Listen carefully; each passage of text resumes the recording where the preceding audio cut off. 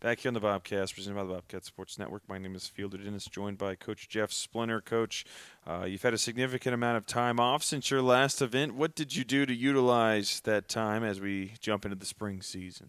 Well, we've been outside working on our tans, just trying to get a nice hitting in. We've got been blessed with some good weather out here, so we've been getting our reps outside. We've been conditioning. We've been focusing on this next match this weekend. So we're just maintaining that day by day feel and making sure we go out and kind of give 100% during practice.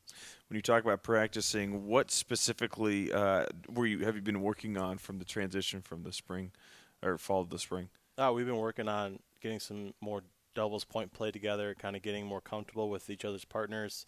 That way, going into the match, we can race out to an early lead is what we're hoping to do, and bring a lot of energy, bring a lot of noise from point one. So just kind of working on our consistency for singles and pushing each other to be better and better. We have a lot of people on the team that hold each other accountable. So we're glad to get ready and get playing a match this weekend. How did playing in that UC tournament kind of instill some confidence in this group? Getting a little D2 action against a quality opponent, seeing some good tennis in the Mountain East Conference. What did that do for the confidence of this group? Yeah, I think it did tremendous things. We were able to travel together as a full group, which was great for the team.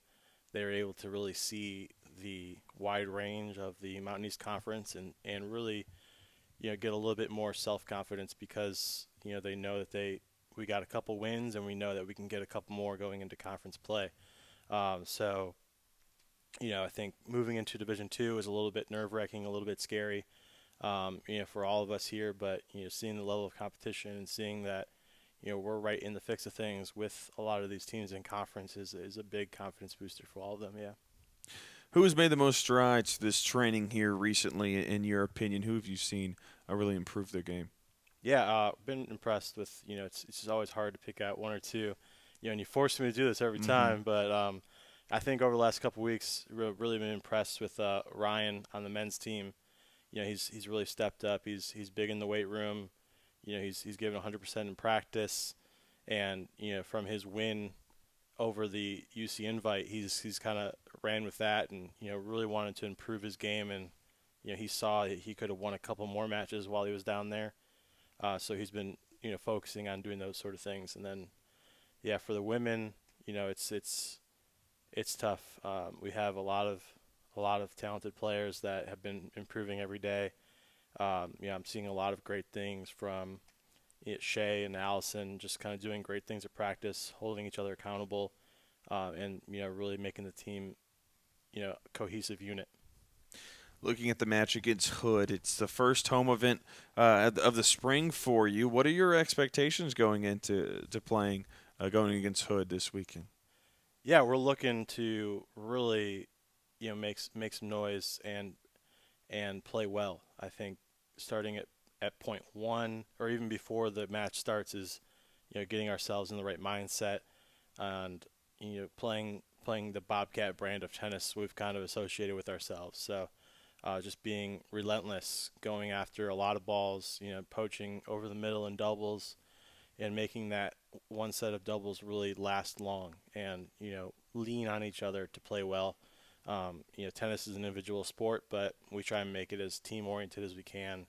So if coming out to the match, it'll be loud. It'll be a place where you'll see a good team atmosphere going, and you'll see a team kind of supporting one another, which is what we're really looking forward to.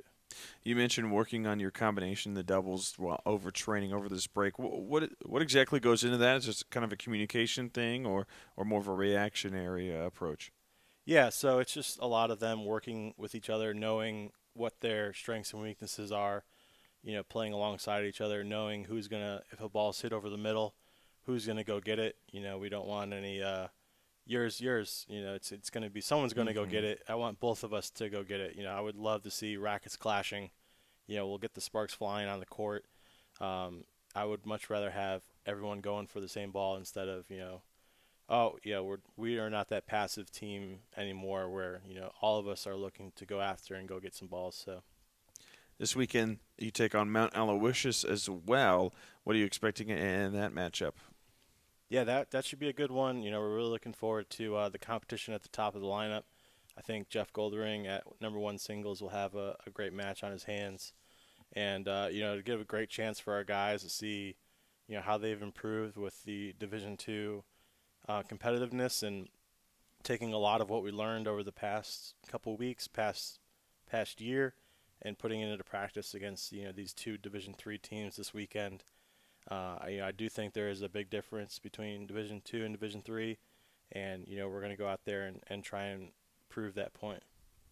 Any adjustments to the rotation going into this weekend? I know you talked about in the training sessions you had some improvements from some players. Anything moving and shaking going on this weekend? Yeah, absolutely.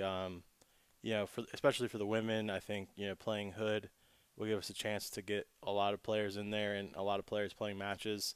We definitely want to see what our first-year players have in store for us, and we'll get a lot of them going.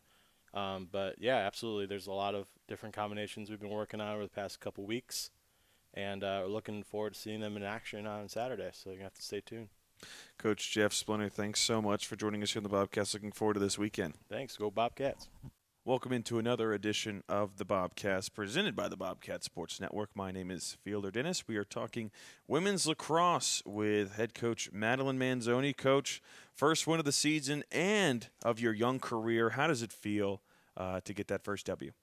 We were really excited to get a win on our home opener, so that was really exciting. I think it's going to help us in future games as we start gaining some confidence. When you're going forward at home, how much of a different feel is it to be playing at Bobcat Stadium as opposed to being on the road? Now you've experienced it as a player, now as a head coach. Is there a difference in between those two? I think we were just really knowing what to expect, and we didn't have to adapt to as much. On Saturday, the weather was pretty cold, so we had a shortened warm-up, so that was something we needed to adjust to, and it was nice that we kind of had the consistent of our home field.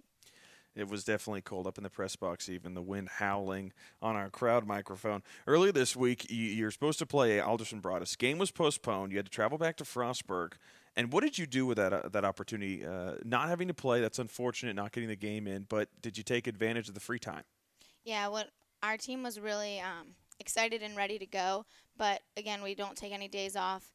So we came back, watched film, and we're really focusing on our next game, which was on Saturday against Chestnut Hill. So we kind of used it as an opportunity to prepare for the next game and move forward in that direction. I think it also helped because they were really, really excited to get on the field and kind of play, and were disappointed that they didn't get another game in. So it kind of built up some anticipation for Saturday.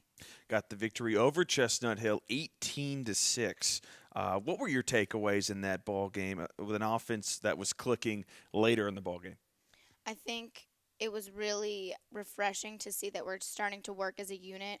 We had a lot more assists in this game than we've had in the past, and that's something I've been kind of pounding on the girls about. Is we're not here to play an individual game. That's not going to be what works for us. So it was good to see them kind of connecting in that aspect. It was neck and neck early, but your team rattled off 9 straight goals. What went into that retaliation of the offense? Was it an adjustment schematically or more of a mental side of things? Get the mindset right, if you will. I think early in the game we had a lot of shots but we just weren't finishing them. So I think we kind of made that adjustment of let's get the shots on goal and make sure that they are low, because their goalie was very strong high, I thought. So our girls did a good job adjusting to that. It looked like a lot of good combinations late in the ball game in terms of passing between some of the attackers. Was that something you mentioned it early about playing with one another, moving the ball, kind of pinging it around to open up some space? Yeah, ball movement was definitely key for us in this game. The ball moves faster in the air, so we could outwork the team by moving the ball. The youth shined in this matchup. Lily Stevens, the first year, had 6 points, while fellow first year Jordan Kinney had 4 points. How has this young team adjusted to college lacrosse, in your opinion? Granted, you're only 2 games in, but what have you seen in terms of adjustments? I think they've had to adjust to the speed of play, but our freshman class is very, very coachable, and they're kind of taking all of the advice I'm giving them and really using it in the live game play, so that's all I can ask for. The analogy that's always used with young players is they're like clay. and the coaches are there to mold them. Is this something that you can use in terms of your locker room? Is this how you kind of feel, kind of young players? You were a young player not so long ago. You kind of understand the mindset of what they're going into. Is this applicable now in the coaching role? Yeah, I think definitely. The style of play I'm trying to teach them to implement in our games, I'm definitely trying to mold them, if that's what you're trying to say. Essentially, it comes back to that clay molding metaphor. Cammie Schneedwin didn't play in the second half, but ended up with 4 points. And one viewing, she seems to be one of the focal points of the offense. And talking to you before the game, that was kind of what you hinted at. You need her to be aggressive. Is it true that she seems to be one of the focal points in this offense? Kind of the accessory with Stephanie King and Summer Cavey? Yeah, she definitely works hard. I can always count on her to have a drive from the left side when we need it. So that's exciting. I've been trying to work with her, and I'm going to continue to work with her this week in timing up her drives a little bit better because we don't need her fouling out in the first half. We need her to kind of be in there for a full game. Right. Stephanie King had a few points, but she's been a little slower offensively to start. I mean, you score 40 goals, there's going to be some expectations from a season ago of scoring 40 goals. Has there been a difference in her position or how you want her to play this year as opposed to last year? Yes, I've kind of given her an additional role. She's been on the draw circle this year, so I'm kind of expecting her and Summer Cavey to work together to come up with the draw each year. So I think that adds a little bit more conditioning level to it as well. So I think she's just trying to adapt to that new role as well. I think it's a really good 1-2 punch with the draw control. Summer Cavey going right to Stephanie King. We saw that a lot, and you mentioned it before we went on the air how Summer Cavey really controlled the draw control, and a lot of times she threw that to Stephanie King and got the offense going. That must be nice to have two of your better players in the draw control, starting the possession off and getting to those young players in the attack. Yeah, early in the season at our scrimmage, we were finding that even when Summer Cavey would come up with the draw, we couldn't maintain possession because we didn't really have a second outlet pass. So I think her and Steph King work really well together, which is why I'm kind of putting her on the circle for that reason, so we can maintain possession and get a quick ball out. Kind of taking a step back in terms of individual stats, but it looked, especially on Saturday, it's really helping the offense going forward with Stephanie King right there. Defensively, you got good production from the back line. How did as the game went on, as early on they got a couple of free chances, how did their performance grow as the game progressed on Saturday? I think they felt more comfortable, and the communication definitely started to increase and progress throughout the game. But something I'm going to be working with them on these next few days here is just staying more disciplined. I think we outfouled their team by a significant amount, so that's something that we want to try and limit and stay more disciplined on our defensive end. What does this win do for the confidence of a young bunch, and how do you, as the head coach, corral such an excitable group of players? We just take it one day at a time. I was very proud of them on Saturday, but now we have a big game on Wednesday, so we just need to keep pushing forward to the next game. Next game mindset, 2 home games this week. As you mentioned, Wednesday versus Shepherd, and then Albion on a Saturday. How does a full week adjust in terms of practice schedules? You know, last week only the one matchup with the Alderson Broadus game being postponed. How does having 2 games kind of throw a wrench in things for scheduling practices? It hasn't been too difficult. Thursday is just going to have to be a little bit of a lighter day of walkthrough type play, just so we're preparing for Friday and keeping our legs fresh. But we have a larger roster size this year, which will help with that, keep lighter reps. Are you looking to do anything schematically, adjustments-wise, after the Chestnut Hill matchup, maybe defensively or any rotation changes?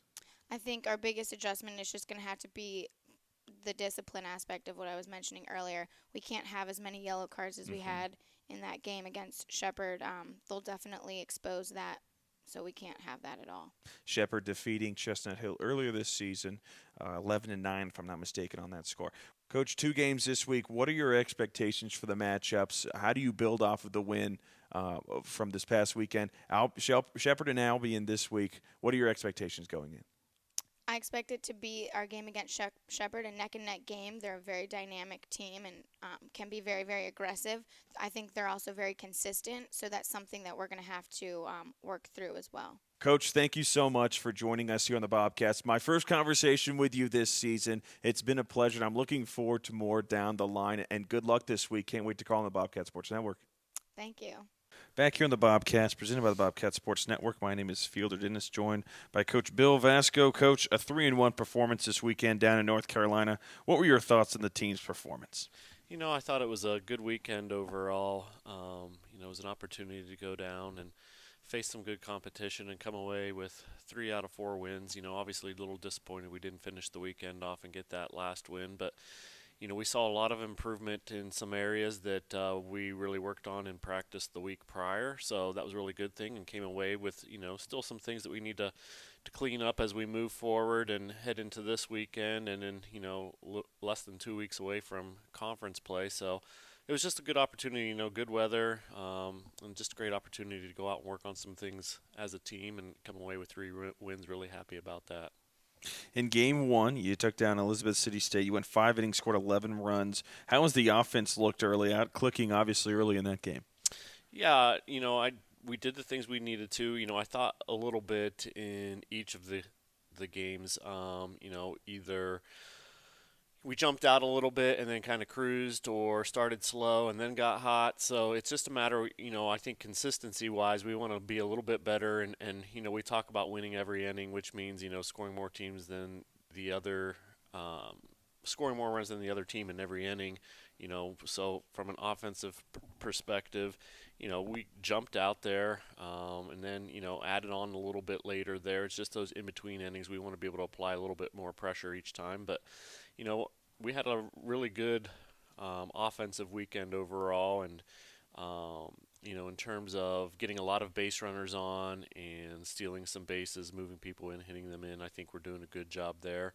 Would just like to see, I think we're leaving a lot of people on base right now, which is an area that, I think that's where we can improve and be more consistent, is that when we get people on early in an inning, is having people coming up and driving them in. Winning on the road is never easy, especially when you're in the pitcher's circle. What has the confidence in the circle brought to you guys as you've gotten some production right now?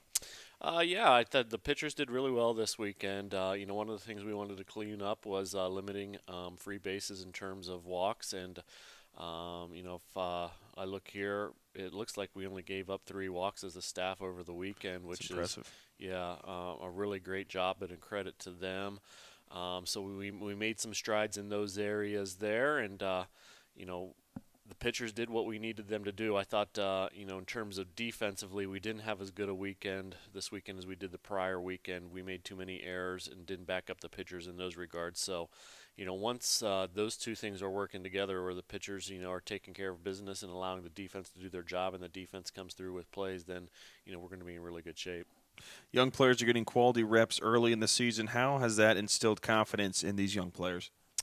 I think that, it's a little bit eye-opening, obviously, when you're a freshman and you're, going out there and being thrown into the mix right from the beginning. But, luckily we had a lot of experience against good competition in the fall. They continued to learn the ins and outs and the fine details of the game, which I think is really important. A lot of times, they've been really successful based upon their talent when they were in high school or in travel ball. Now coming in and being able to continue to learn and develop, and, in terms of what they've done early on in the season, they've done a great job of absorbing all of that information and continue to improve, and have done great things on the field. And really excited just to see how they continue to progress throughout the year. From the new players to some of the usual suspects in Amber Keene and Ramey, how has their improvements as they've gone on in your time here been shown in the early portion of the season?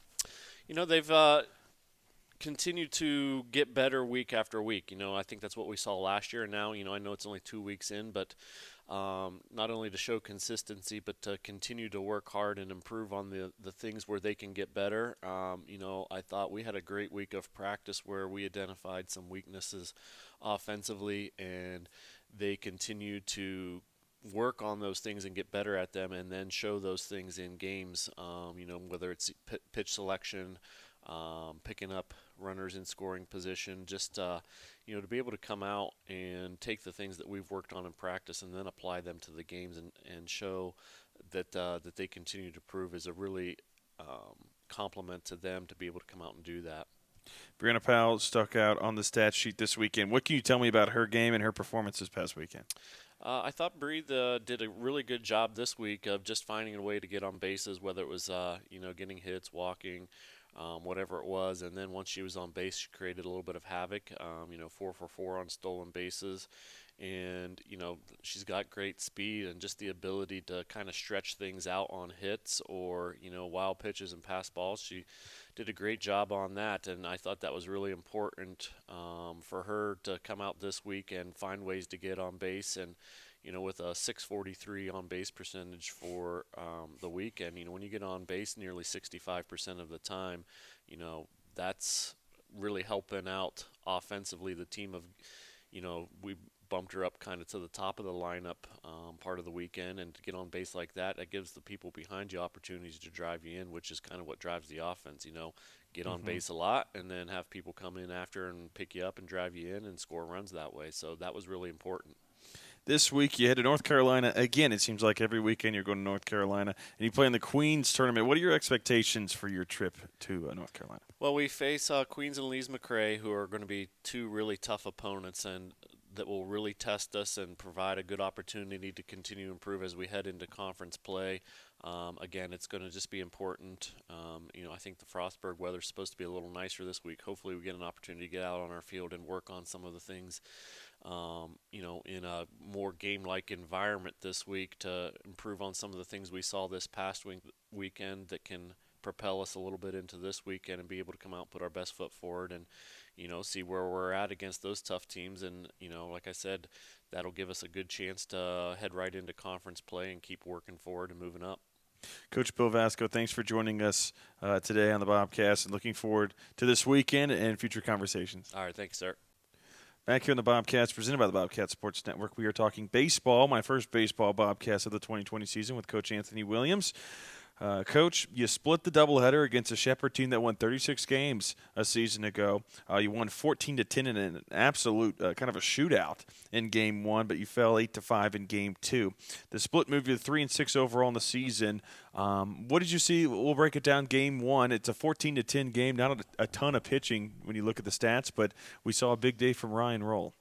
Yeah, I think when I did this Bobcast a week ago with Brandon, we talked about kind of trying to get the bats back on track after the previous weekend where we were, we pitched really well, but we didn't swing it. And we kind of emphasized that this week in practice, just having better approaches. It certainly helped that it was kind of a launching pad at Shepherd. The ball just flew out of the ballpark there and was kind of flying all over for both teams. So like you said, it was a shootout. But I just thought we barreled up some baseballs yesterday. They threw their top guys at us, and our guys responded. We were ready for the challenge, and as you mentioned, a pretty good program. Not only won 36 games, but they kind of been the top dog in the Mountain East Conference for the last decade or so. And so we knew it was going to be a good test for us, and we've been tested pretty early this season anyway. So I think the guys are kind of just they're not really taking a whole lot of stock or putting a whole lot of stock into that. They're just kind of showing up ready to play baseball, and I thought that was good. Yeah, so they definitely swung the bats, and Ryan Roll got himself going. I know he's been desperately looking for home run number 1 after breaking the record last year, so he's been pressing, and he got his first one out of the way in a big way. And according to him, he said that might have been the furthest ball he's ever hit in his life. So it came at a good time. Something, yeah. Yeah, 2-out grand slam when the game was 9-8, and it looked like I think Bryce was hitting in front of him, and we had a short fly ball from Bryce. It wasn't deep enough to tag the runner from third, so now we have 2 outs. And then Roll comes up and unloads, a grand slam. That really broke the game open for us. Roll finished 6 for 8 on the day, 2 home runs, 9 runs batted in, his best performance at Frostburg State without a doubt on a weekend. The most RBIs in a doubleheader. Fellow senior Mitch Fife went 4 for 7 with a triple and 3 RBIs, and it kind of seemed like you said, you got the bats going. Roll was the centerpiece, but Campbell hit a home run and had some big at-bats. Bryce Jackson got on base a couple of times as well, and Fife had a pretty solid day as well. Yeah, one thing you won't see in that box score is Ryan Roll's last at bat in the first game. He had a 2-run homer that the umpire froze and didn't know what to do, and he called it foul, and it was definitely a fair ball. And then the next pitch, Roll had to go back in the batter's box and ground into a double play. So he could have been 7 for 8 with a third homer and 2 more RBIs on the day. But nevertheless, it was called foul, and he ended up grounding into a double play. I know he was pretty upset. But he ended up leading off the second game of the doubleheader with a 3-run homer in the first inning that kind of really just got us going. And as you mentioned, a couple other guys had big days. A.J. Campbell, he hit his first 2 home runs as a Bobcat. He gave up his first 2 on the mound too, so I was kind of giving him a little bit for that. But he pitched to a tough zone yesterday and battled in his start. But he definitely performed well at the plate, and he's hitting 4-hole for us right now. So we're asking a lot for a freshman right now, being a conference starter going up against a regionally ranked opponent, and also hitting 4-hole for us and playing third base. So we're certainly putting a lot on AJ's plate, and we're proud of the way he's been responding. And then Mitch Fife, he's just kind of like that energy guy, from the first pitch to the last pitch, and he keeps it pretty consistent. And it's kind of one of the reasons he was voted team captain. He came up with a big triple in the gap, which was huge, a big time energy play in that game, which tied it at 8. And then Worthy comes up with a big base hit to drive him in, and that made it 9-8, and we kind of led the rest of the way. So big contributions all the way around from the offense yesterday.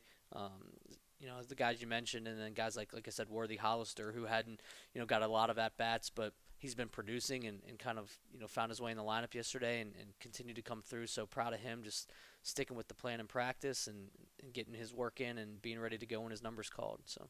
Defensively, the errors numbers are down this weekend, which is good as opposed to the previous weekends. Has it just come from being outside, being able to get some reps, be a little more sure-handed with the mitt out there on the diamond? Yeah, that's definitely part of it.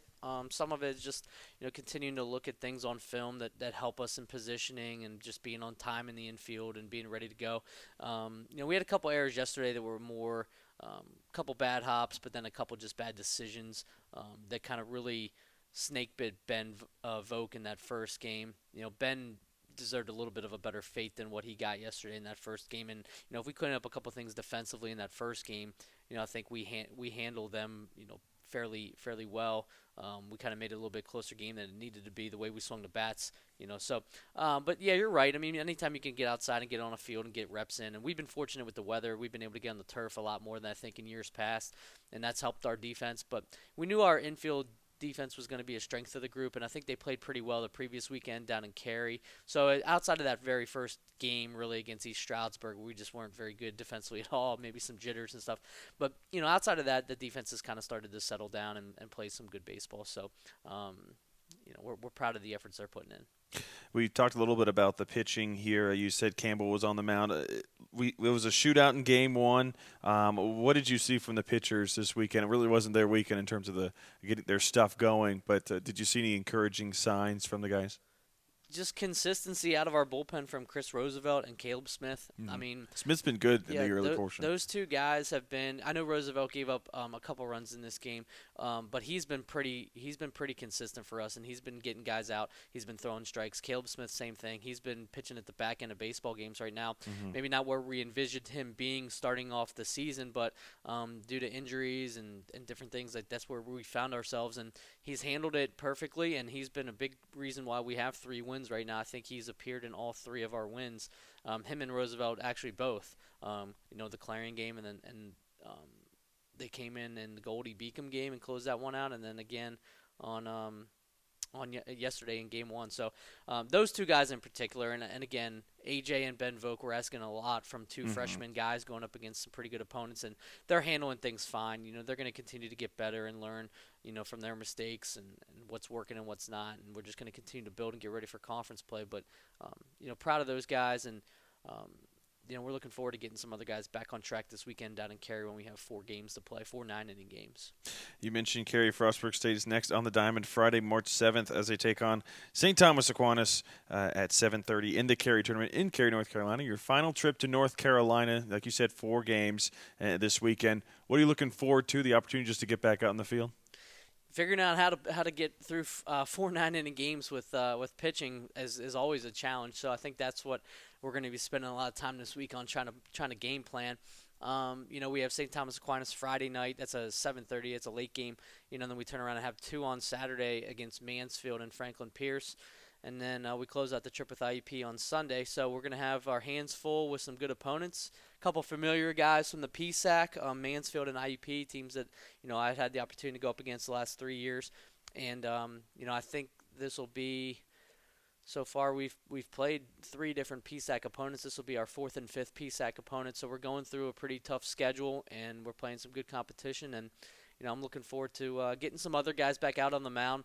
Ryan Graham pitched a little bit yesterday, but he had missed the previous weekend being ill.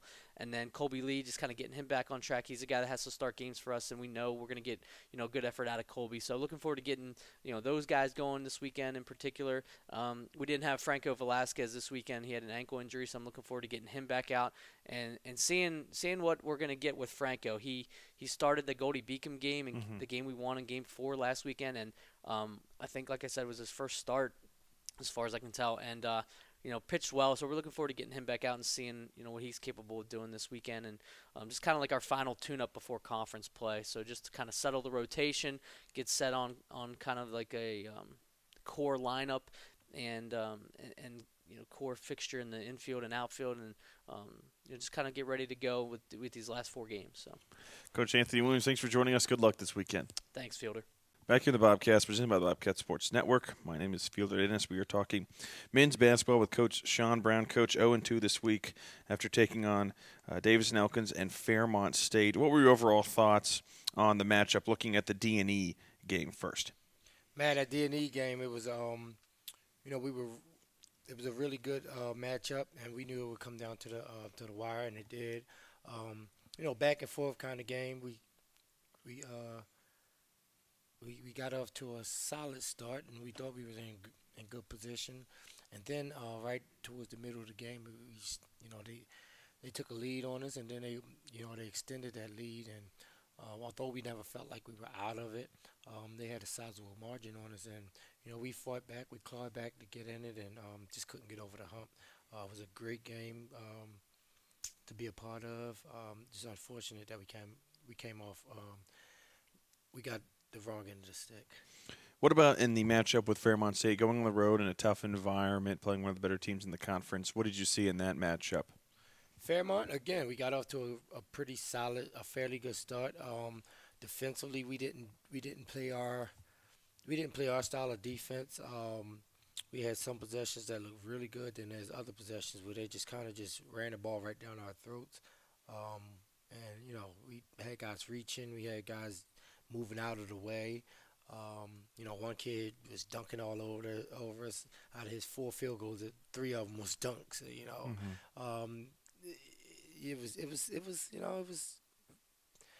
was pretty uncompetitive. It was disappointing.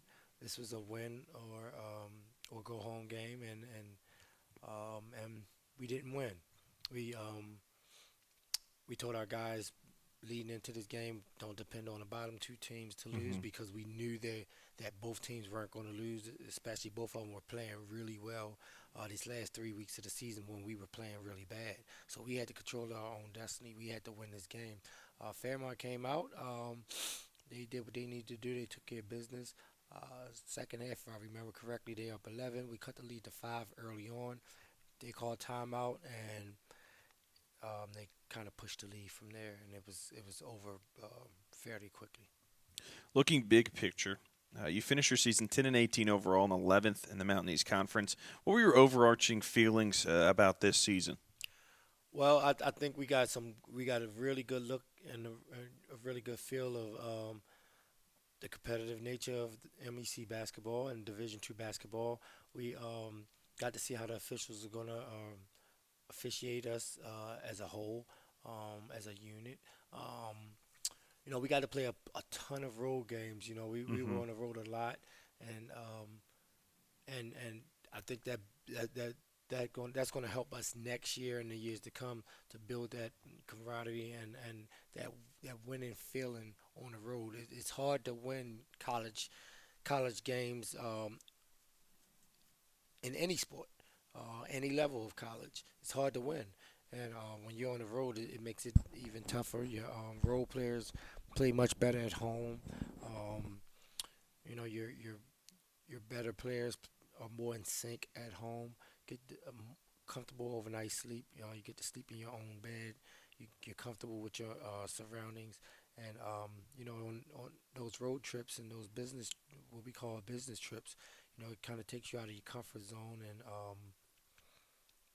and it makes you really focus in on the task at hand. So us playing all these road games first semester or this first year D2, I think that's going to help us, you know, moving forward. You got good production all season from your upperclassmen. How does their legacy at FSU kind of carry on with these underclassmen, their teammates? Well, I want these. I want these. We've been telling these upperclassmen all year that, you know, when we do become tournament eligible, 3 years from now, however how we look 3 years from now, you know, be directly attributed to those seniors, those upperclassmen. They are the building blocks of our Division II stature and our Division II team, and you know, we're gonna miss those guys. J.R. Kerr, he's a grad transfer. He has a ton of D2 experience. He got banged up early in the year and multiple injuries, sports hernia, a really bad foot and ankle injury, and you know, we're gonna miss him. You know, he showed some sparks at the end of the year of what we had, you know, what we thought he could be. Demetrius Williams, he put it together there at the end of the year. I see the last 5-6 weeks of the season, and he was he was a really good player for us there down the stretch. And you know, it was obvious he had 8 offensive rebounds last game, a double-double for Meach. Daniel, I don't need to say much about him. He's, you know, our leading scorer, leading rebounder, leading assist guy. He's our leader. We're going to miss him tremendously. But you know, there's other Jordan Dawson, his energy and effort. We felt like his strength and his effort level is a Division II level. You know, he's the one guy we identified this year that, okay, when next year Jordan will be the guy who will fit in seamlessly. So you know, we we've planned for this all year when we've been recruiting all year, and it's going to be hard to replace those guys. Terry Kenner, his timely shooting, his 101 game, you know, it's going to be hard to replace all of these guys. But you know what? We want these underclassmen. We want them to kind of build their own legacy. We want them to walk their own path and kind of figure it out for themselves. Because this is a new day, and you know, it only gets harder from here. You mentioned your leader on this team. Daniel Alexander played his last game as a Bobcat. How does his production at Frostburg State really resonate with you sitting here today? Man, he's got to be one of the most productive players ever in our school's history. If I had to guess, he'll be a first ballot Hall of Famer here, and he'll, unless something crazy happens, you know, he'll be a professional playing somewhere, you know, within the next 18 months.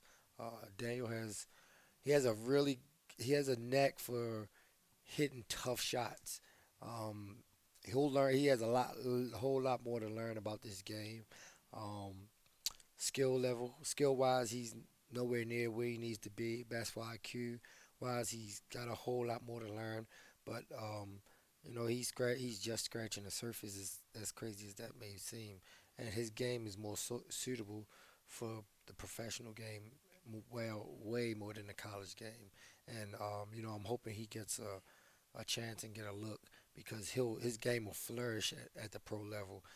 You know, more the quarters are longer. You're talking 48-minute games rather than 40-minute games. The spacing is different. You can't just kind of pack it in and focus in on one guy. You know, you got to focus in on 5 guys because on a professional level, literally everyone can dribble, pass, shoot, and defend. So you can't, you know, Daniel's game will flourish at the next level. I'm not saying we handcuffed him, but his opportunities will come a lot.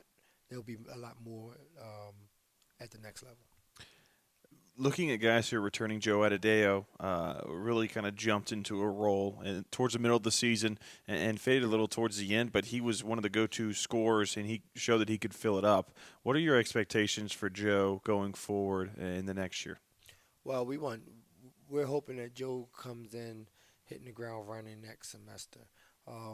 He came in, not really ready to go, not knowing what this Division II scholarship life is like. So quite frankly, he wasn't in the shape he needed to be in. He wasn't. He's a strong kid, so that's not an issue. He prepares. He gets in the gym and gets his work in. I'm just not sure if he was in the proper conditioning that he needs to be in. Coming in as a leader, as a scorer, as a focal point on a team. And now he knows what to expect next year. He knows what our expectations of him are, and we're expecting him to come in ready to go. No days off in this spring and this summer. And he's another kid with aspirations to be a pro, and we think if he follows the blueprint and he puts in the time, puts in the work, puts in the effort, we definitely think that he can be a professional. But he's got a lot of work to do. He's got a whole lot of work to do, and you're looking at 18 months or so for him before he even start thinking about the next level. But we'll coach him accordingly. We want a professional effort from him, and that's on and off the court. Joe knows what he needs to do. We talked to Joe consistently. You're right. He did start to fill it up, start to kind of understand what we wanted and needed from him. Then teams started to key on him, and I'm not sure if he handled that the right way. Now he needs to know how to get his shot off and get his offense going when he's the focal point, because he's going to be next year, more than likely. I'll ask the same question for Torrin Stevens. He really came on the scene late. We know an energy player a season ago. This year started out a little slow, but you recorded some doubles late in the season, really started to put together. What are your expectations for Torrin going forward? Torrin, my expectations for him will be the same as it was this past year. He needs to get quicker. He needs to get stronger. He's already put on weight. He's already put on in between 20 and 25 pounds. He's aggressively tackled his health issues, so that's no longer a problem. Every now and again it comes up, but he's aggressively, he and his parents aggressively attack those health issues. His health concerns are no longer a big concern, so he's putting on weight like crazy now. Now he needs to get in the weight room and move some of that metal around. Continuously work on his ball handling and his jump shooting. We tell him, his defensive prowess and his shot making ability and his heart, his effort, his passion. He can be a low level Draymond Green, but there's a lot of work he's got to put in, and he's taking steps. But now he's got to put it all together. This is a huge spring and summer for Torrin, because he's a tweener. He's a 3-4 man. He can stretch the floor. Can't quite put it on the floor as well as he'd like to right now, but that's what he's going to have to be able to do moving forward. But Torrin's going to be all right. We seen what we need to see this season out of Torrin. He was banged up this year too, and then once he got into the flow of things, he had a few doubles if I'm not mistaken, late in January, and then he got the flu, so he was out for 7 to 10 days, and it was tough for him working back. And then when he got back in, he hurt his knee. Like he couldn't even walk the last couple of days leading up to this last game. That's why he didn't play much this last game. He had a knee injury. So Torrin's been banged up, but the things he needs to do is get stronger, continue working on his ball handling, his shooting, and just kind of keep working on his footwork and his foot speed. Those are the things that's going to take Torrin's game to the next level, because he already has the passion, he already has the motor, he can defend. and he can defend multiple positions. 1 year of Division II basketball under your belt. What was the major difference from D3 in your opinion? The major difference was, I don't know. I guess the major difference is everyone plays hard and play fast, hard, and strong for 40 minutes, if that make any sense. There's never a let up for any player that's on the court at any time. And those guys play physical, they play hard, play fast, play aggressive. That's offensively and defensively.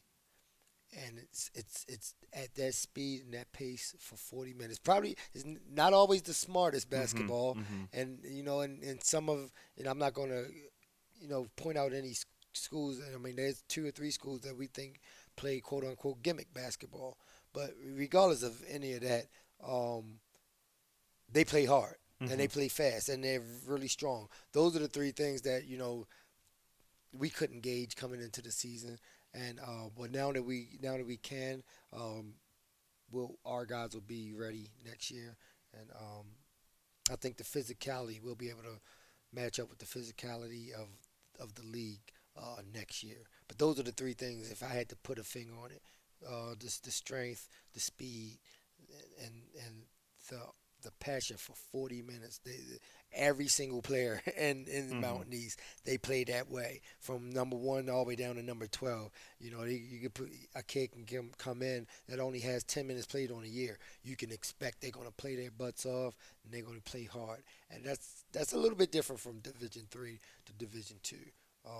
You're expected to play hard and play fast and play strong every single possession.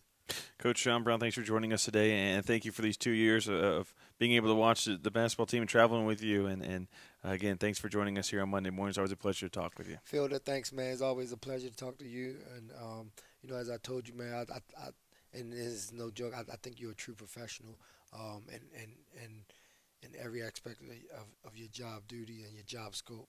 And I'm gonna miss having these conversations with you, and just kind of kicking around the office and joking with you guys and giving you insight here and there. And because you guys know, outside of my coaching staff, you guys know exactly what I'm thinking. You guys got insight that other people don't get.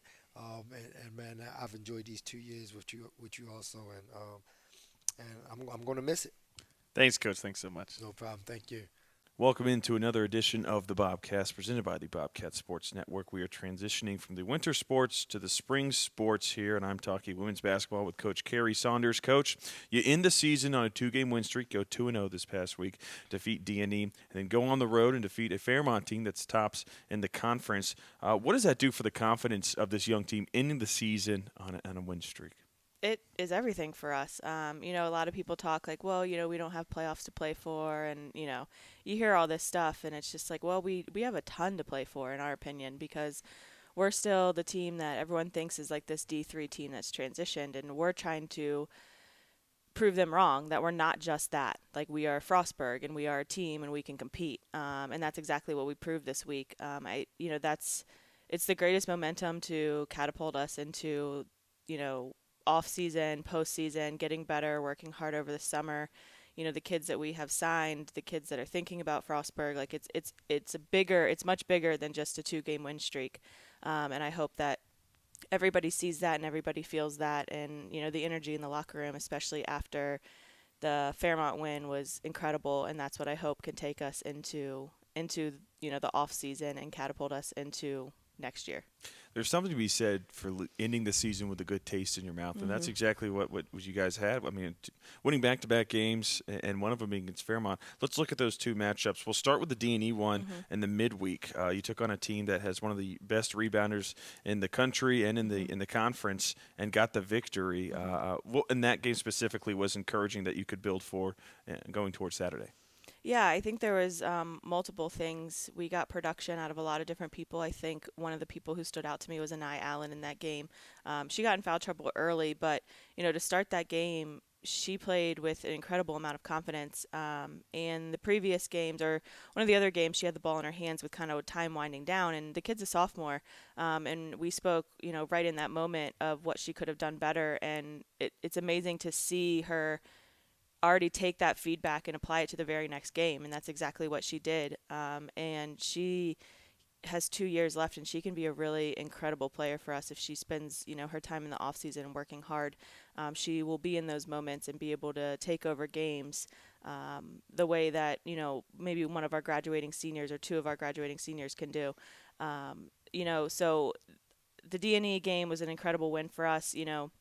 That's the only team that we've swept all year, which is another good thing to add to our belt, kind of things that we can accomplish this year in our first year. A lot of production of a lot of different people. Of course, Amanda got her 1,000 point that night, which is incredible. She's an incredible player. For her to be able to go in the history books, have two graduating seniors with 1,000 points is a really amazing thing to say about the testament of the program and where it's headed. So yeah, it was a really good win for us.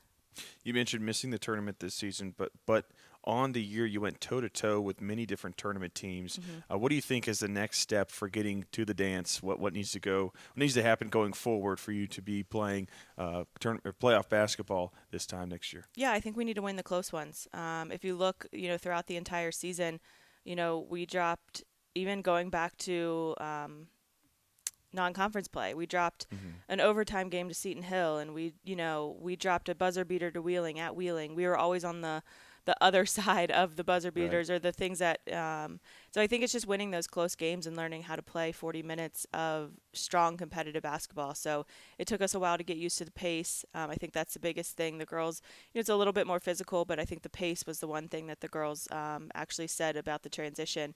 But it's being able to win those close games, and that's what we need to work towards. Work on our mental side of the game, in the off season, as well as our physical and our skills, for us to be able to close out those close games. You graduate 3 solid contributors, impactful players, including 2 of your most dangerous offensive players in Diggs and Emery. What has their legacy meant to FSU when looking at Victoria Diggs? You mentioned Emery and Sydney Stotler. Oh, gosh. They're incredible people. First off, yes, they have all these accolades on the floor, but all 3 of them are just really, really good, solid people. And they've just been an absolute pleasure to coach throughout these 4 years here. And they're sorely going to be missed. Diggs going out the way that she did at Fairmont with 33 points, 16 for 16 from the free throw line. Hopefully that can get her some recognition going into this postseason accolades. Her name will forever be in our history books. And it's going to be in multiple places. And for a kid of her size, we always joke about that, but it's, in all seriousness, like, you can do anything. She's got an incredible knack for the game, and it doesn't matter how big she is. And she proved that in D2 as well, that she can be able to compete, because that's what everybody said about her, was that she was too small. And she's definitely not, because her heart's big and her game is even bigger. Amanda is just an incredible kid, incredible person. She really dedicated herself to the game of basketball after her sophomore year, and she's just came back in a completely different player. And this year was the best year she had in a Bobcat uniform. So, she kept us in games.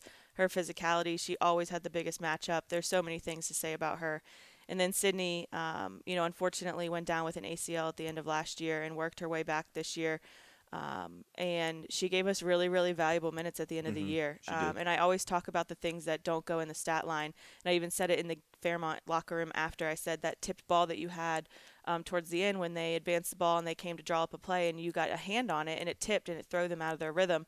I was like, those are the things that I talk about all the time about you, is that you just have all of these little things that don't show up in the stat sheet, but they're so incredibly impactful for the game. Going into the season, you had one player with Division II experience. That was Morgan Dombrowski, as a transfer from Clarion. Now you've got a roster full of players with Division II experience. How have these young players grown as the season went on? You can list countless names in terms of impactful plays. Sierra Thomas, Ariana Briggs-Hall, like you said, Anaya Allen had some quality minutes. Just looking forward, how have these young players really grown in the D2 game? I I don't think I've ever been more proud of a team. And, we had really successful years the previous 2 years, and I was proud of their growth. But there's something to say about going through so much adversity this year and sticking with it, and then being able to reap the benefits of sticking with it. And that's what I preached all year is like, yeah, we're not winning some games, but it takes a tough kid to take hit after hit after hit, keep losing, and keep showing up for practice every single day, and stick with this transition. And this is probably the most proud of a roster that I've had. And that's saying a lot because we've been through a lot of adversity within this program the last, 6 years that I've been here. And so many impactful players to come in and do the things that they did, especially the young kids. Everybody's young now. I mean, I have 3 seniors, 1 junior, and then the rest that we have out there are sophomores and freshmen, and they're competing day in and day out against veteran kids in this conference. So, yeah, every single one of them on my roster right now is giving us valuable minutes, and gave us valuable minutes throughout the season. Whether it was beginning, middle, or end, it was different kids who stepped up. So, yeah, just proud of them, proud of their work ethic, and hopefully it continues over the summer. 1 year of Division II basketball under your belt. What was the biggest surprise or difference in your opinion? The style of play. The CAC was all about X's and O's and running sets and, trying to figure out the advantages or disadvantages. It was more like a chess match. The Mountain East is just like give the ball to the best player and let her go make a play. So that took a while. Also, like if you watch the Mountain East, a lot of people run a dribble drive or read and react or those types of things, and we were running set plays for the majority of the time. And so that was, I think, the biggest difference between the CAC and the Mountain East is like just if you have a good player, it seemed like that's where the ball was, and if you could shut down that good player, you had a chance to win a game. And so that's what we focused on this year. And it was somewhat the same in the CAC, but that's definitely one of the biggest things, and also just the pace and the overall culture of Division II. I think there's a culture that you work hard no matter what, your team is up, you have energy, like there's a different feel to it. But I think the biggest thing is just that style of play. Coach Carrie Saunders, thanks so much for joining us. I really appreciate you talking with us on Mondays, and it's been a pleasure calling women's basketball here at Frostburg State for the past 2 seasons. So thank you for that, and again, and joining us here on Mondays on the Bobcast. Thank you very much. Back here on the Bobcast, presented by the Bobcat Sports Network. My name is Fielder Dennis. We are talking men's lacrosse with Coach Steve Gartelman. Coach, another win. That's 3 straight now. What's been clicking for this group out of the gate? We started to see it in some of the practices last week, and then definitely, by the end of this past week with the Walsh game and the Allison Broadus game, we're starting to see our guys kind of think as one. The schemes and everything are making sense. They know the language, they know the terms, they know what we're trying to get accomplished. Now, as the game flow goes, you see somebody make a decision to settle the ball down. Everybody's thinking that in unison. You see somebody's thinking to push it. It's pretty much everyone's thinking to push it. So it's not 100% thinking the same thing, but we're starting to see them unifying their thoughts about how the game flow goes and what we talk about in our game preparation, and becoming one mind towards the goal. So that's really starting to take shape. We're really proud of them for coming there, because that's not easy. That's a hard thing to get 52 guys to see action the same kind of way and feel things the same kind of way. So that's a big step for us. If we keep that going, we'll have a good time. Everybody's happy when there's wins coming in. How do you take these wins and start to develop good habits going forward? Yeah, it's continuing to see the goods that we do and trying to emulate that as much as possible. And none of these games were perfect by any stretch. So the overtime game, the Allison Broadus game, and the Walsh game all had opportunities where the team showed that they were ready to play and stick their foot in the ground and make their plays. And there were some times where in all 3 of those games we felt like we didn't necessarily make them earn some of their goals, and some goals might have been a little bit less resisted than others for us. And the same thing in the offensive end, where we're not maybe taking the best quality shots while we're still thinking the same thing and moving the same way in our mindset. It's just, is there a better shot on the backside when there's 30 seconds left in the shot clock? Is this the time to foul, or is this the time to make sure that we let Jack make his mark on the game? So just some things like that where we still have to polish up and tune up some of the little details. But overall, the majority of those games are going positively. It's small bursts of like 5 to 8 minutes that unfortunately resulted in runs for a lot of these teams, but it's not the majority of the game, so we feel like we can correct that hopefully in a short period of time. When looking at the Ellerson Broadus game, you won by such a large margin. Scoring 35 goals, you're going to talk about the offense. What was just working for the offense in that matchup? We saw a zone in the first half. They came out in a zone, and it was the first time we've seen a zone, so anything could have happened. We could have shot poor shots and let the goalie get hot. We could have tried to force feed the crease when that's what the zone's doing, is trying to deny that and force the outside shot. So I think the way we attacked the zone was awesome on the offensive side, where we were patient. It didn't matter about who was scoring, just that we were scoring and that the ball was moving. We just kind of ran that offense well, really, really soundly and well. And the shots we were getting were quality shots, and that's why they were going in at the clip they were, is because the guys were not taking any shot, taking the right shots and putting them in good spots. And we played a lot of guys, so the guys that got their opportunity at that moment were also shining in their first experience. They came out of the zone. They played a little bit more man-to-man in the second half, and we ran deep in that second half. And first-year guys going out there and looking like we expect them to look from what we've seen at practice, but it doesn't always go that way when those guys get that first shake and that first chance. So the nerves were at ease. The guys look confident, and they again, it comes back to they know the language, they know the schemes. They're starting to think almost like coaches, but more unified. They don't have to be us. We don't have to be players. Mm-hmm. We just have to see one vision that we're working towards, and that's what they're starting to soak up. You hinted at this, but how important is it for those young guys to get the reps here early in the season and those opportunities? It's great. You never know what can happen this season. Who you might need to call on, who might start really shining and help you win some games, even if it's not a need and it's just we have to get him on because he's earning it. So it's really exciting for those guys to get their chance. They came here to be competitors and to earn opportunities to play. It takes those games where everyone does their part to get them that opportunity, and they take advantage of that for our program to grow. We really need that to happen for this playoff push we want to make in the ECC. We want to be a contender in that conversation. And then going forward, as we come through these first-year students this year will be the first ones to be NCAA eligible come the end of this phase. So getting them as much experience in the right moments and getting them confident will be huge for our hopeful future success as well. Defeated the Walsh Cavaliers 12-8 in the East Coast Conference and Great Midwest Athletic Conference Challenge Saturday afternoon. What was the recipe for success against the Cavs? We had to be ready for a physical game. Those are guys that play good, sound defense, solid face-off guys, some big, strong athletes on that team. You can see it on film. They play ground balls really well where they swarm it up and bring the body. Their defense is smart and physical, and their goalie made some plays. So we had to make sure that we're ready for a contact-oriented game within reason, making sure we stay out of the penalty box. I think there was only one glimmer where the Walsh went on a 3 or 4 goal run. We had a locked-in penalty, and that was the one time we kind of let the physicality get away from us as far as legal play. But I thought our guys, answered that bell. They like the physicality. It's not that they want to go out and hurt someone, but it's the name of the game. It's a contact sport for a reason, and we had to be ready for that, and Walsh brought it. We answered the bell, and took care of our business that way. I was very proud of our guys. Sounds like a team you have to pack a lunch for when you go out on the road to Absolutely. Ohio.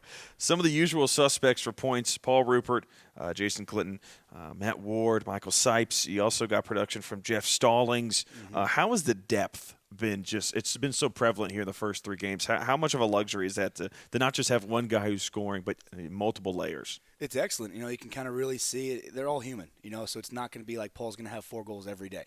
As much as he wants that to be his goal, and we hope that he's hunting for those. But like we said within the offense, it comes in the flow of the game. The guys know as long as we're scoring, it's all good. So it's only human that maybe somebody will have a cold day, or we see a matchup where maybe Reed Patton as a big midfielder is dominating the matchup and getting good looks, or Jeff Stallings is getting a shake and that. And we even had Chase Buckwalter with a nice goal in the Walsh game and a couple in the Allison Brothers game. So just seeing these guys just be team-oriented, making sure that they understand that there's a lot of really good team players on this team, and it's not about who takes over. It's about that we let the flow kind of happen and see our opportunities. And it's been fun to see who's going to do it next. Is there a hot hand that goes through the game that we want to keep feeding? Is there a matchup that we really like? It's a good thing to have as a coaching staff to have those options, and the guys compete. Every day of practice, they don't want to be number 3 in the depth chart. They want to be number 1. And we have probably 9 number 1 first line midfielders, which brings the best out of our guys. Where they compete every day of practice, we shuffle them up a little bit, and if somebody's tired, next guy rolls out there, and we're just as potent on offense. So it's really fun to have that. You almost doubled up there, shooting 45-24. How were the opportunities so frequent in the matchup? In the Walsh game, they were focused on long poles covering the guys that they wanted to cover, and our short sticks covering the guys that they wanted to cover with short sticks. And we knew that, so we wanted to move our guys around to make it tough for them to keep those matchups. And I think with our action on the offensive end, with our free-flowing kind of style, it made it a little bit tougher for them to get on our hands, so we were able to get a lot of good quality shots off. I thought their goaltender played really well. He made a lot of saves, made us kind of analyze our scouting report a little bit and, find some more quality shots as the game went.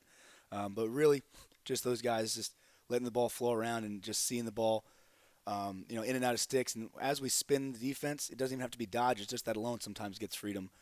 So we have some athletic guys who really just let the ball do the work in this game and challenge them with their matchup-oriented focus. So we were able to take advantage of it. The Bobcats forced 26 turnovers. What was working on that? And did that play into the physicality of the game? Absolutely. So our defense was ready. As we talked throughout the scouting report, this is going to be a physical group. They have some guys who like to handle the ball and roll off pressure, so we can send some doubles to it. But really, the star of the show, I think, was our ride. Our ride was really dominant in the sense of I think they cleared at just above 50%. When most teams are shooting for 80 to 90, we had them squirming a little bit, which was good. We take pride in that. We don't want to just concede a possession. We want them to have to earn the possession and then earn a goal against it. So that's as much as the offense as the defense, because our attackmen are in that ride. I thought they did a great job. We made an adjustment that Coach Williams noticed in the second quarter, made a small adjustment with how we were doing our ride, which wasn't a major change, and the guys, again, understand the language so we can make those small adjustments in the game. And once we made that adjustment, it flipped it completely. It was working in the first quarter. The second, third, and fourth quarter, when we made that adjustment, it really showed. And that's just extra opportunities to tire out their defense. That's another thing that gives us 40-something shots is those second chance, third chance opportunities. So it was really a team game, where our defense did their part, minus that little man-down clip where Walsh is a talented group. They're going to fill it up. The ride worked. The clear was excellent. The offense was clicking. The defense did what they're supposed to do. Our face-off unit was outstanding again against a really good group in the Walsh team. So happy for a team win, and that ride was definitely the star of the show. This week, you play Georgian Court here at home on Thursday at 7 o'clock. What's the mindset going into that game, and what are you looking forward to against Georgian Court? We're looking forward to another chance to play at home and show off what we think is a really talented program this year, and hopefully getting a lot of guys out there with the depth we've talked to and, trying to play deeper. Not that we don't think Georgian Court's going to compete. They're a really strong team, but we want to be prepared for going forward. As we mentioned, we might need some people. People have been earning and catching our eye at practice, earning more opportunities. So let's get them out there. Hopefully we can see new names getting out there and adding into that point total and making some defensive stops to help us be stronger and deeper as we go forward. But they got a good goalie. They have a good defense. They're a talented team that we want to go out there and stay hot. We've done a good job of starting this season right, beating some tough teams, getting ourselves going, getting some guys experience. We have to eliminate the roller coaster in our games where we start off really energized and there's that 3 to 5, maybe 8-minute gap of maybe there's no control of the game or the other team has the momentum, then we can kind of pull it back and close the deal. But I think in those games we're making it harder than it needs to be for ourselves with just small mistakes that snowball a little bit. So if we can find some consistency this week going into the next week, that'd be our biggest thing is to play 4 solid quarters. Doesn't have to be exceptionally high, can't be exceptionally low. We have to find a stable, maintainable energy and performance level so we can trust what we're going to get on game day, so we can game plan and scheme and get this thing rolling in a good way, because there's going to be some good teams coming in the next part of our schedule with Georgian Court going into the next half of our schedule. It's really going to start to rev up a bit as well, so we got to be ready for consistency, and those runs sometimes can cost you a game where it's hard to get momentum back after you let it slip away. Coach Steve Garman, looking forward to the matchup on Thursday, and let's keep this wave going. Thanks for joining us today. Thanks for having me. Back here in the Bobcast, presented by the Bobcat Sports Network, we are wrapping up the swim season here with Coach Brian Christensen. My name is Fielder Dennis. First things first, Coach, thanks for joining us here on Monday morning. Yeah, thanks for having me. It's always a pleasure on our last cast. I feel like an old man. Cast. Like an old man on the pier. Just one last cast. Trying to catch that big fish. That's right. Maybe we should swim out and grab it because we are a swim team. That's right. Go on with your questions. My first question is the Frostburg State men's swimming team sent 5 swimmers to the ECAC championships at the Naval Academy in Annapolis, Maryland, and began the weekend with a pair of relay events. What were your overall thoughts on the ECAC performance from your 5 guys this weekend? I mean, we did really well. It's always kind of a weird meet. How many teams are there exactly? There's a lot of groups. There was like 21 maybe on the men's side. And then something actually pretty similar on the women's side. Like, not everyone has women's teams. Like, we didn't bring a women's team. Not everyone has men's teams. It's obviously like a reach meet for us. People are trying to make those standards. There's a lot of teams like us that are there. There's other teams that are kind of have their kids that didn't make their conference team, or D1 kids going for like national cuts. Like I know the Ivy League, I think men's championships were this weekend, and like Penn and Columbia and Yale were all at ECACs, kind of with kids that didn't make their champs team. So it's always like a really weird vibe. Obviously, we only have 5 kids. That's a lot less than our whole team. We're kind of like just a scrappy team. So all of this sounds like an excuse, but I want to say that we did well despite all this. Giving context. That's kind of what I wanted to go. We had a couple of people get like lifetime bests. Some people improved from where they were 2 weeks ago, which is really impressive. When you're kind of training 2 weeks on your own, all of your teammates, all your friends are done. You kind of still have practice. We had a bunch of people do well. We didn't have any individuals make it back, but we had a lot of relays score pretty well and make it back in finals, which is competitive. Anthony Giuseppe was 18th in the backstroke. We're kind of like looking at him as someone who, maybe an alternate, could get top 16, make it back. For context, he probably could have made it back in the 200 backstroke, but we decided to mess around a little bit. He just wanted to kind of try his hand at 100 freestyle, which is right next to the 200 back. So, we have potential in some of these things, but we end up kind of just focusing on. Listen, I'm not worried about the scores at all. Right. I'm not worried about beating Navy at this point. So we're just trying to have fun, have some good swims. He ended up doing a lifetime best in the 100 free, so it was definitely well worth it. So it was good. It was very exciting. You had Giuseppe there. You had Luke Russell, the sophomore, Quincy Page, junior Brady Peterson, and James Harmon. What did you see from those guys? I mean, that's kind of like the question previously, but what did you see from those 4 as opposed to just Anthony that was encouraging? Yeah, I think everyone had at least one best, even if it was split in the relay. Like Luke Russell, I was really excited because he had been a little off the whole meet, and then in his last 50 swim, which was anchoring the 200 medley relay, ended up going 21-1. He was 21-3 at conference, so that was really exciting. Brady Peterson had a lifetime best 100 fly, knocking off a few tenths. That was really awesome. He just like loves fly. Yeah, he's a fly or die. He's a fly guy. Yeah, he's a total fly guy. So it was really fun for him to get that, and he had a really good conference meet, and then he like knocked off a little bit more as well. That's encouraging. James Harmon split a lifetime best in the breaststroke in the relay. He did 101.7, which he had been 101.9. Actually, in the relay, he had been 101 or like a 102.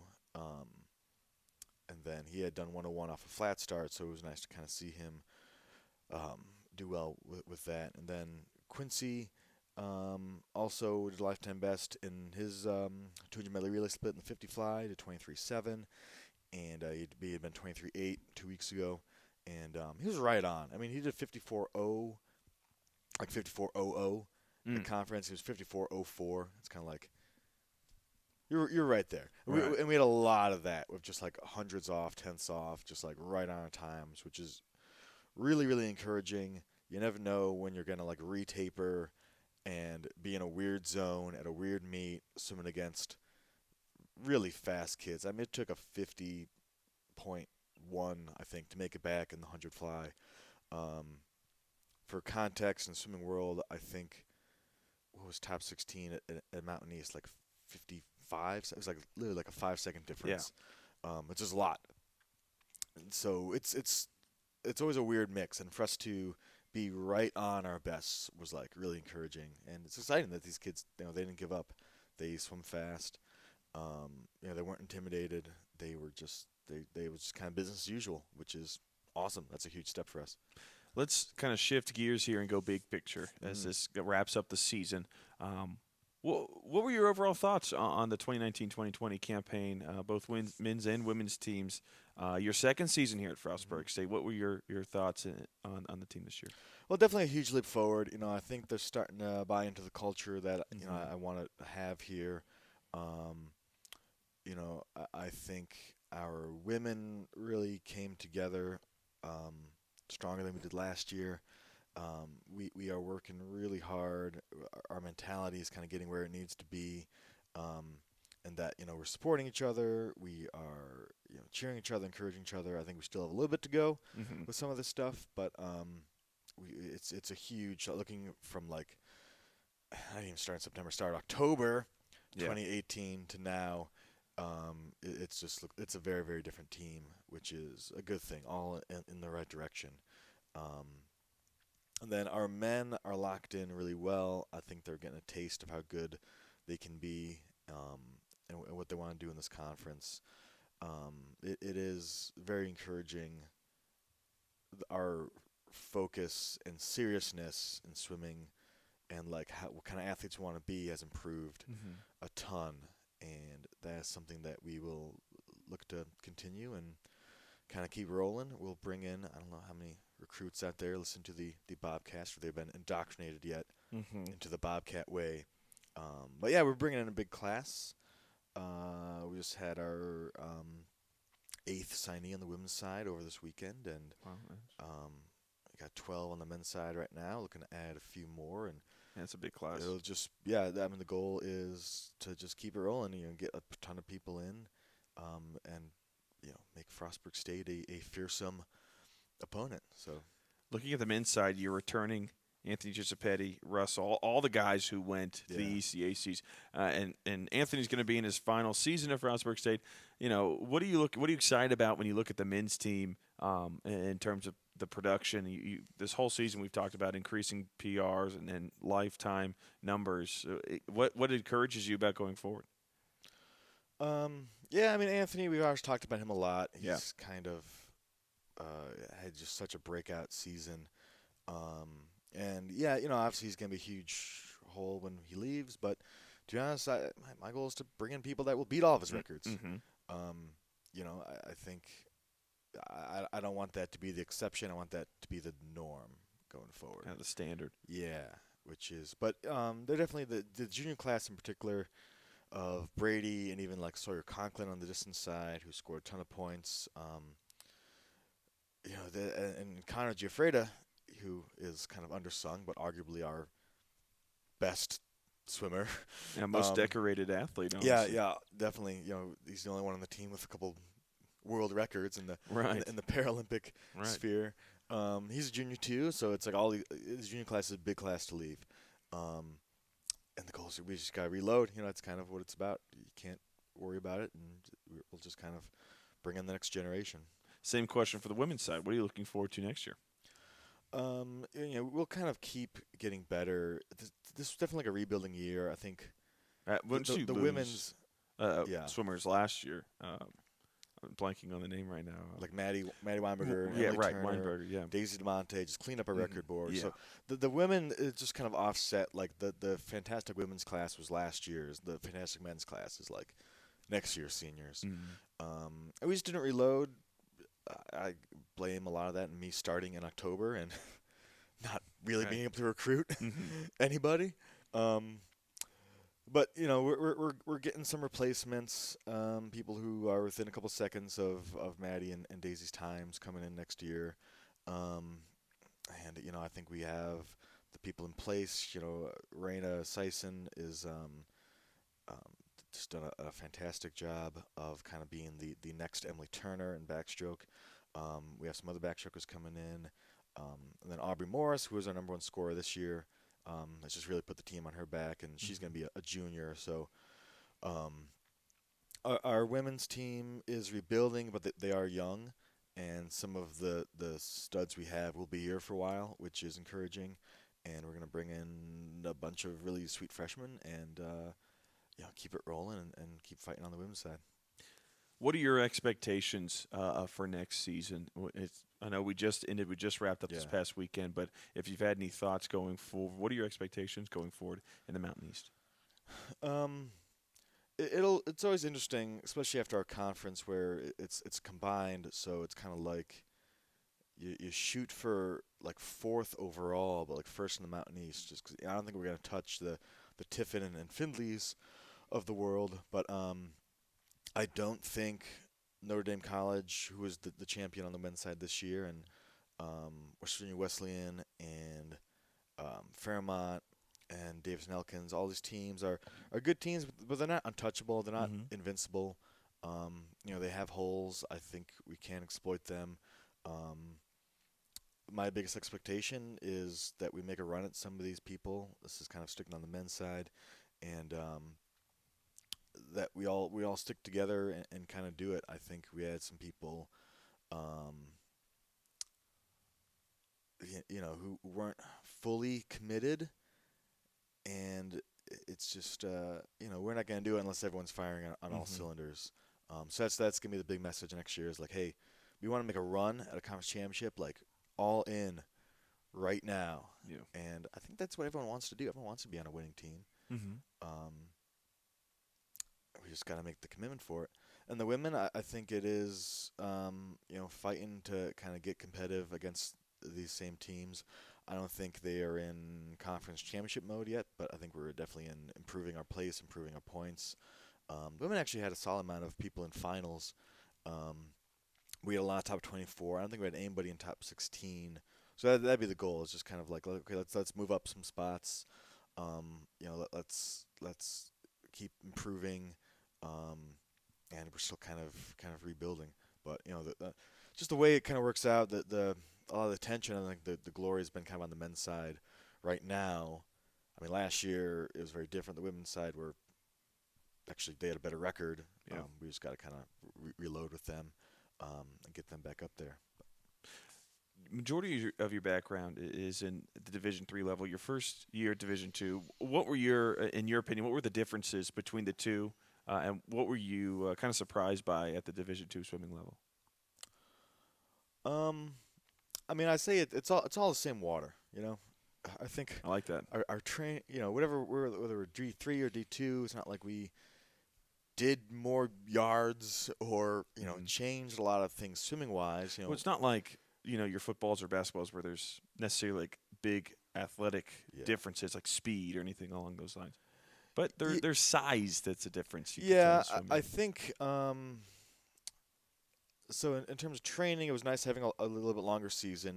It was weird, really weird, kind of thinking at the end of all things here, how our season was longer but almost like felt shorter. I'm talking to some of the kids. Yeah. They kind of felt that too because we weren't rushed right away to like, we got to get into training, and we kind of eased into it. We did more technique stuff. We did more. We kind of took our time getting into things, doing things the right way. Making sure that we had some of our foundations really set, and I think our kids actually felt like it went quicker than last year, which is like a really weird thing.